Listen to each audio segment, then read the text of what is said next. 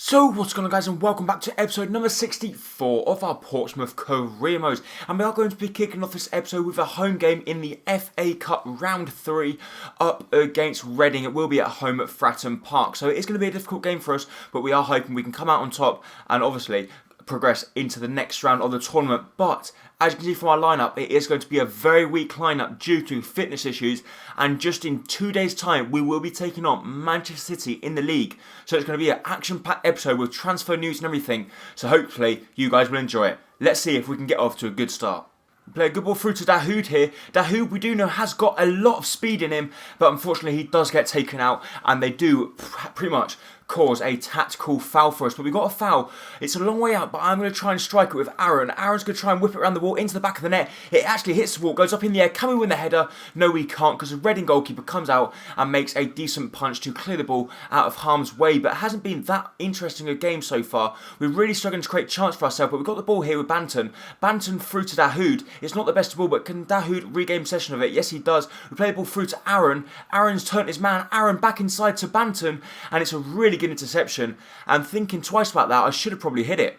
Another good chance for Reading here. They try and play the ball through. We play the ball back to Shiplock, and we try and play out from the back, but Shiplock gives the ball away. They do actually regain possession of the ball through Blackman, but Dahoud, the centre defensive midfielder for us, does actually win the ball back. We play the ball to Ender Stevens, who gets tripped up. And once again, they're putting in some really good fouls, to be honest, because even though it is frustrating for me, them sort of fouls are fouls that break up counter-attacks. And if they don't bring up them fouls, we were going to be running through against their back line, and they're doing really well, to be honest, Reading, to actually contain us, because every time we're trying to launch counter-attack, they're putting in good tactical fouls. But they've got another good chance here. He's down the wing. He's probably going to try and whip the ball across, which he does do. The ball comes across, we win the header, and it comes out to Leia Iseka. And we've got no one up front. We've got no speed left. Aaron's going to lose the ball. He actually wins it back there. Can he play the ball over the top here, which he does to Dahoud, and the referee once again blows up for yet another foul. Reading concede.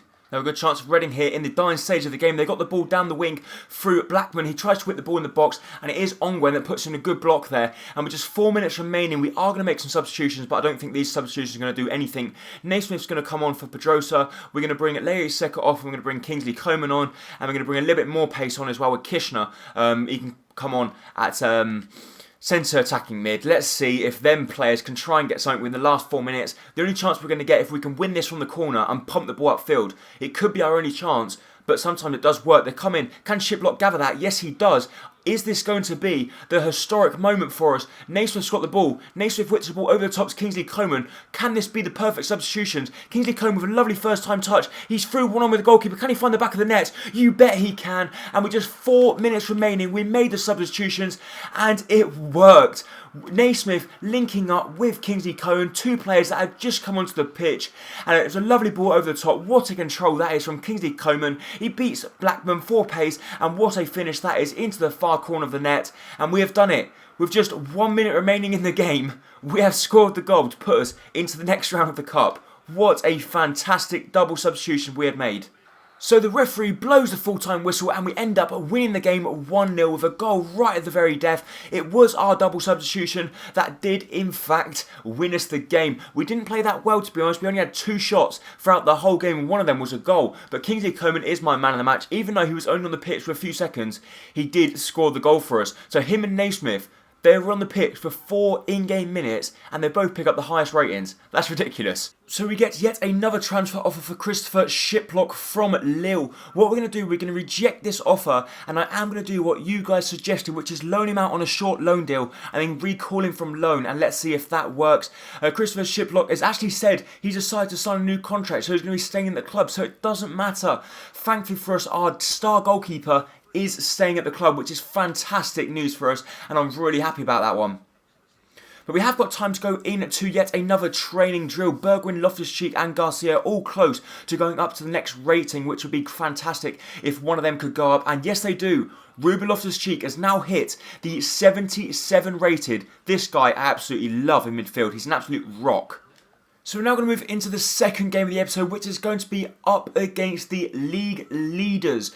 They've currently got 41 points, we've got 35 points, and it is going to be an extremely difficult game for us, but we're hoping we can try and come out on top in this one. But we have got our strongest possible lineup back: Kishner, Bergwijn, Norrie, Mastor, Loftus-Cheek. This is an absolute side that I love playing with.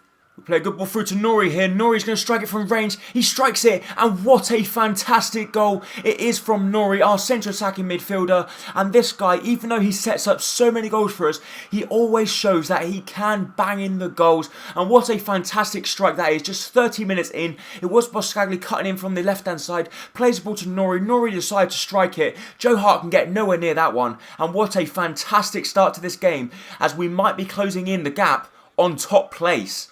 Good chance for City here in the dying stages. Wilfred Bunny tries to whip the ball across. Surely we're going to clear that one. Boscagli gets the ball, but the referee blows the whistle, which was for offside. So we're just a minute left. Gomez is going to play the ball out wide to Boscagli. Boscagli's got the ball. He's going to try and play the ball over the top to Norrie, or actually comes to Bailey. Bailey to Hachi Mastor. Mastor to Norrie. But it doesn't matter because the referee has blown the final whistle and we have beaten top of the league, Manchester City. And we are now just 3 points behind City. Norrie picks up my man of the match in that game. He did play very well for us, and I was very pleased that he also picked up a fantastic goal for us. But still, we have beaten Man City. When is this form going to end? So we get a transfer offer for Fabian Torres from Atletico Madrid. They offered 2.4 million, but 1.4 million, but we're going to counter offer 2.5. If they accept that, we will happily let Fabian Torres go. So due to fitness issues, I don't really want to play this game. I am going to sim the game, which is going to be away from home up against Middlesbrough. They have lost their previous 2 games. I do know we are playing with our second team lineup, so it wouldn't surprise me if we do go ahead and lose this game. But Banton does in fact give us a lead just 5 minutes in. And can we win the game? Yes, we can. Leia Iseka scores the other one for us, and we won the game 2-1 away from home, simming it. This is just incredible. So from the training, Bergwijn also increases to a next rating. He has now gone up to a 78 rating. But the problem with him, he's not really shining as much as I thought he would be. For a 78 rated player, he should be, by far, really doing well and picking up a few goals. But he's not really doing that. So we've now got a transfer offer from Ender Stevens, and they have offered 675,000 for the left back. We are going to go ahead and counter 1.2 million because we want a little bit more than his valuation. He's still 28 years old and he's not that bad a player. And if we get rid of him, obviously we're going to have to look for a new left back, which we don't in theory want to be doing. Atletico Madrid do actually come back to us and say yes, they will go ahead and match 2.5 million for Fabian Torres. So that player will be leaving the club, and we have got tournament prize money of 90,000 for reaching the next round of the FA Cup, which is always good to see when you get a little bit more money. And Matt Clark says he wants to go out on loan, which is fair enough. He is actually on the loan list, but no one's coming in for him. So now it's time to move into the third and final game of the episode, which is going to be at Fratton Park up against Hull City Tigers. So hopefully we can come out on top, especially after just beating Manchester City and also beating Middlesbrough in the simmed game. So we are going to go ahead and use our first team lineup to hopefully try and pick up all 3 points and maybe even leapfrog Manchester City into first place in the Barclays Premier League team. How many of you guys actually believed I would be saying that in January in our first season in the Premier League? This is just insane. Boscagli on the ball here. Boscagli's played the ball through to Ruben Loftus-Cheek. Loftus-Cheek to Alves. Alves out wide to Kishner. Kishner's going to take on his man. He's going to cut back inside. He's going to strike it first time. And has he been taken down? No, he's not. But he has stayed on the floor. And we're hoping he's going to get back up. And we really are hoping that one of our best players isn't going to be down injured.